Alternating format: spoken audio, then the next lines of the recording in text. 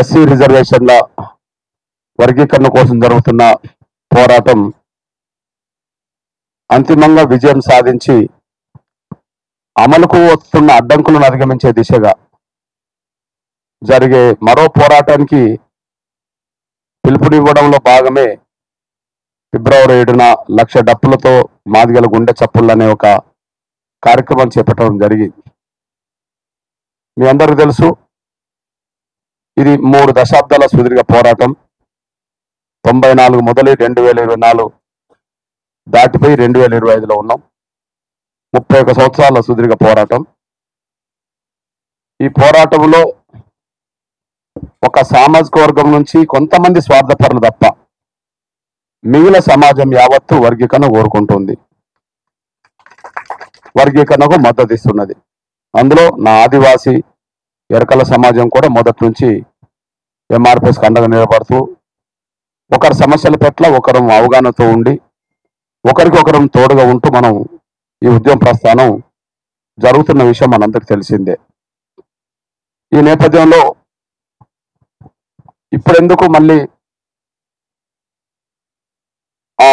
సాంస్కృతిక కార్యక్రమం పెట్టాం, మాదిగల ఆకాంక్షల్ని వర్గీకరణ డిమాండ్ని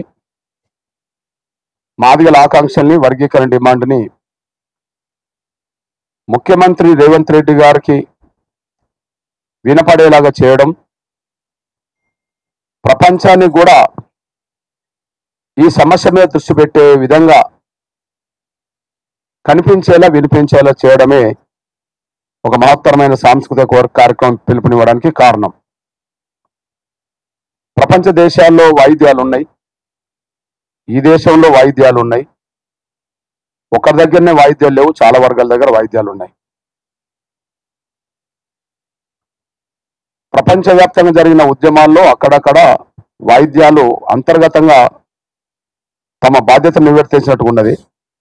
కానీ ఇప్పుడు ప్రపంచంలో ఎక్కడ జరగని విధంగా ఒక పిలుపే వాయిద్యాలే ఒక ఉద్యమంగా మలిచే రోజు ఫిబ్రవరి 7 రోజు రాబోతోంది. వాయిద్యాలే ఉద్యమాన్ని పిలుపునివ్వబోతున్నాయి. అంటే మాదిగల ఆకాంక్ష వర్గీకరణ డిమాండ్ దరువు ద్వారా, లక్షల డప్పుల ద్వారా రేపు ప్రపంచం చూసే విధంగా, వినబడే విధంగా ఒక కార్యక్రమం చేయబోతున్నాం. ఈ అవసరం ఎందుకు వచ్చింది? వాస్తవానికి సుప్రీంకోర్టు తీర్పు ఇచ్చిన తర్వాత కూడా, సుప్రీంకోర్టు తీర్పు ఇచ్చినాక మాదిగలే కాదు సమస్త సమాజం స్వాగతించింది. ఇక వర్గీకరణ అమలు జరుగుతుందని అనుకుంటాం. వర్గీకరణ అమలు జరుగుతుందని అనుకోవడానికి రెండో కారణం, తమ్ముడు చెప్పినట్టుగా గౌరవ రాష్ట్ర ముఖ్యమంత్రి వర్యులు రేవంత్ రెడ్డి గారు కూడా ఈ దేశంలో ఏ ముఖ్యమంత్రి స్పందించక ముందు సుప్రీంకోర్టు తీర్పు వచ్చిన 10 నిమిషాల్లోనే, వెలువడ్డ 10 నిమిషాల్లోనే నిండు శాసనసభలో చెప్పడం జరిగింది. ఆయన అన్నది శాసనసభలో 3 మాటలుగా ఉన్నాయి. ఒకటి, భారతదేశంలోనే ఎస్సీ వర్గీకరణ ముందు తెలంగాణలో అమలు జరుగుతుంది అన్నాడు. 2, గతంలో ఇచ్చిన నోటిఫికేషన్లు కూడా వర్గీకరణ వర్తింపజేసి ఉద్యోగాలు భర్తీ చేస్తాము అని అన్నాడు. 3, ఆర్డినెన్స్ తీసుకొస్తాను అని అన్నాడు. ఆయన మాటల్ని కొంత విశ్వసించడానికి కారణం ఉన్నది. ఒక 2-3 నెలలు ఆయన మాటలను విశ్వసించి మేము ఎక్కడ కూడా ఆయన పట్ల అభిమానాన్ని, నమ్మకాన్ని చాటమే తప్ప ఎక్కడ చిన్న విమర్శ కూడా పెట్టలేదు. ఎందుకంటే నమ్మకం ఉన్నది. కారణం ఏంటంటే 2 కారణాల వల్ల. ఒకటి, గతంలో ఎంఆర్పిఎస్ నిర్వర్తించిన వివిధ కార్యక్రమాల్లో వర్గీకరణ కోసం మద్దతుగా వచ్చాడు. సభలకు వచ్చాడు, సమావేశాలకు వచ్చాడు, ధర్నాలకు వచ్చేసాడు. అంటే వర్గీకరణ కోరుకునే వ్యక్తి కాబట్టి శాసనసభలో మాట్లాడిన దానికి విలువనిస్తాడు అని చెప్పి మేము అనుకున్నాం. 2, తను ఒక సందర్భంలో చెప్పాడు, తను జెడ్పీటీసీగా గెలవడానికి, ఎమ్మెల్సీగా గెలవడానికి, ఎమ్మెల్యే గెలవడానికి, ఎంపీగా గెలవడానికి ఈ 4 పదవులు నాకు వచ్చేటట్టు చేయడంలో, నేను ఈ స్థాయికి ఎదగడంలో మాదిగల పాత్ర, ఎంఆర్పిఎస్ పాత్ర ఉన్నదని చెప్పి ఆయన చెప్పేశాడు. ఈ 2 కారణాల వల్ల ఆయన స్టేట్మెంట్ నమ్మాం. ఒకటి, అంతకుముందు ఎంఆర్పిఎస్ కార్యక్రమాల్లో పాల్గొన్నాడు. 2, తనే మాదిగల వల్ల నాకు ఈ స్థాయి వచ్చిందని చెప్పి చెప్పుకున్నాడు. కాబట్టి ఇచ్చిన మాట నిలబెట్టుకుంటాడు కదా, కృతజ్ఞత కలిగి ఉంటాడు కదా అని చెప్పి ఎంఆర్ఎఫ్ భావించింది. ఒక 2-2.5 నెలలు ఆ విషయంలో ఆయనను గౌరవిస్తూనే ఆయన మీద నమ్మకం పెట్టుకున్నట్టుగానే మా స్టేట్మెంట్లు కానీ మా ఆలోచన కానీ ఉన్నాయి.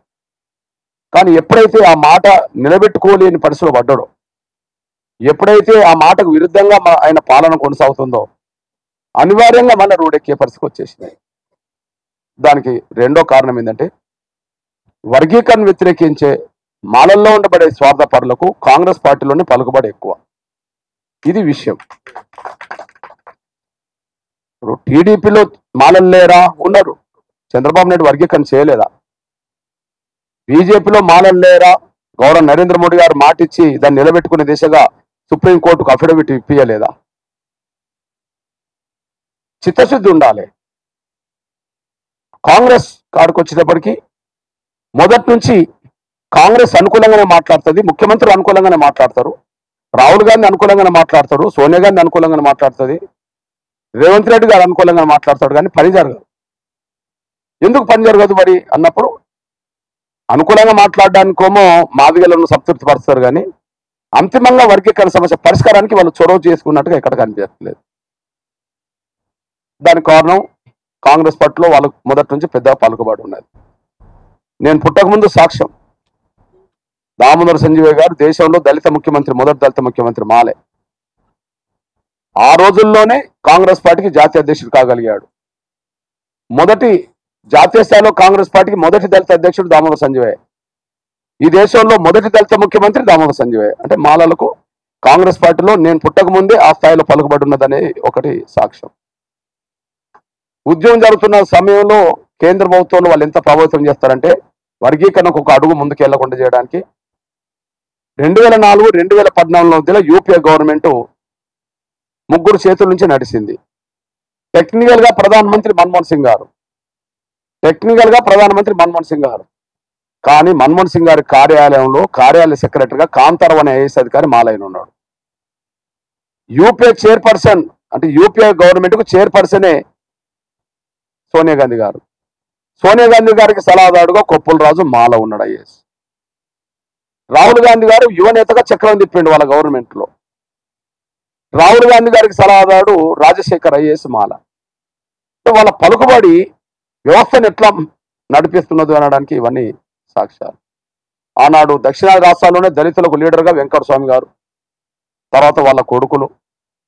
అదే సమయంలో చింతామోహన్ లాంటి వాళ్ళు నిన్న ఒక స్టేట్మెంట్ ఇచ్చారు, వర్గీకరణ జరుగుతున్నట దేశం రెండు దేశాలుగా విడిపోతుందట. అదేం సూత్రమో అర్థమే అవుతలేదు. వర్గీకరణ జరిగితే దేశం 2 దేశాలుగా విడిపోతుందట. ఆయన నిన్న స్టేట్మెంట్ ఇచ్చేశాడు చింతమోహన్. అంటే అట్లాంటి వాళ్ళు కాంగ్రెస్ పార్టీలో ఉద్దండు. జేడి శీలం, పనబాక లక్ష్మి, హర్ష కుమార్ లాంటి వాళ్ళు బాగా కాంగ్రెస్ పార్టీలో పట్టు బిగించారు. ఈ నేపథ్యంలో మొన్న చూడండి ఎన్నికల్లో, పార్లమెంట్ ఎన్నికల్లో తెలంగాణ రాష్ట్రంలో మాదిగల మెజార్టీ కదా. ఎస్సీలో దాదాపు 100 మందిలో 70 మంది మాదిగలు ఉంటారు కదా ఎక్కడికి పోయినా. పెద్దపల్లి, నాగర్ కర్నూలు, వరంగల్ 3 పార్లమెంట్ సీట్లే. 3లో ఎస్సీలో 70% ఉన్న మాదిగలకు 1 సీటు ఇవ్వలే. కాంగ్రెస్ మాదిగలను ఎంత నిర్లక్ష్యం చేస్తుందో లేటెస్ట్ ఇన్ని ఉద్యమాలు జరుగుతున్న సమయంలో, ఇంత జాతిలో చైతన్యం పెరుగుతున్న సమయంలో కూడా 3 టికెట్లుంటే 3లో 1 మాదిగలకు రానివ్వలే. అటువైపు ఆంధ్రప్రదేశ్లో 4 ఉన్నాయి, చిత్తూరు, తిరుపతి, అమలాపురం, బాపట్ల, ఆడ 4 ఉన్నాయి. అక్కడేమి గెలవరు కాంగ్రెస్, అక్కడ గెలవరు. ఇక్కడ గెలవడానికి అవకాశం ఉన్నది, ఆడ గెలవదు అసలే. గెలవని కాడ 4 టికెట్లు మాలలు తీసుకున్నారు. గెలిచినా మేమే గెలవాలి, ఓడినా మేము ఓడాలి, కానీ ఇంకొన్ని రానియము అని. గెలిచినా మేమే గెలవాలి, ఓడినా కాంగ్రెస్ పార్టీలో మేము ఓడాలి, ఇంకోడు ఓడిపోవడానికి కూడా రావద్దు ఇలా. అవన్నీ పోను. మళ్ళా జనరల్ సీటు కూడా నెల్లూరు కొప్పులరాజు తీసుకున్నాడు మళ్ళా. అంటే 8కి 8 కాంగ్రెస్ పార్టీ ఒక్కటి కూడా మాదిగలకి ఇవ్వలేదంటే కాంగ్రెస్ ను ఏ స్థాయిలో మాదిగల్ని ఏ స్థాయిలో చిన్న చూపు చూస్తుండో ఇదా సాక్ష్యం. ఇకపోతే కాంగ్రెస్ పార్టీలో వాళ్ళ పలుకుబడి నేటి సాక్ష్యం చెప్తున్నా నేను. కాంగ్రెస్ పార్టీలో ఒక సూత్రం ఉన్నది, రాజస్థాన్ తీర్మానం ఉన్నది. అలా ఒక కుటుంబంలో ఒకరికే 10 అని, ఒక కుటుంబంలో ఒకరికే 10 అనే ఆ సూత్రాన్ని కాంగ్రెస్ పార్టీలో 3 కుటుంబాలు ఉల్లంఘించినాయి. కాంగ్రెస్ పార్టీ వాళ్ళ సూత్రానికి విలువ ఇవ్వలే. కాంగ్రెస్ పార్టీ అంటేనే ఇప్పుడు సోనియా గాంధీ అనుకుందాం. అవును, సోనియా గాంధీ రాజ్యసభ సభ్యురాలు, రాహుల్ గాంధీ లోక్సభ సభ్యుడు, ప్రియాంక గాంధీ లోక్సభ సభ్యురాలు. వాళ్ళు రాసుకున్నది ఏంటిది? ఒక కుటుంబంలో ఒకరికే. మరి జరిగింది ఏంటిది? ఆ కుటుంబంలో 3కి. ఈ దేశంలో మళ్ళీ అదే కాంగ్రెస్ పార్టీలో ఏకకాలంలో 3 పదవులు పొందే శక్తి మన మాలలకే ఉన్నది. మల్లికార్జున్ ఖర్గే ఎస్సీ మాల, ఇప్పుడు జాతీయ అధ్యక్షుడు కాంగ్రెస్. అక్కడ ఆయన రాజ్యసభ పక్ష నాయకుడు, వాళ్ళ కొడుకు మంత్రి సిద్ధరామయ్య గవర్నమెంట్ లో, వాళ్ళ అల్లుడు ఎంపీ. ఇప్పుడు 3 ఉన్నాయి. తెలంగాణ కాడికి కూడా వద్దాం, 3 ఆ మాలల కుటుంబంలోనే ఉంటాయి.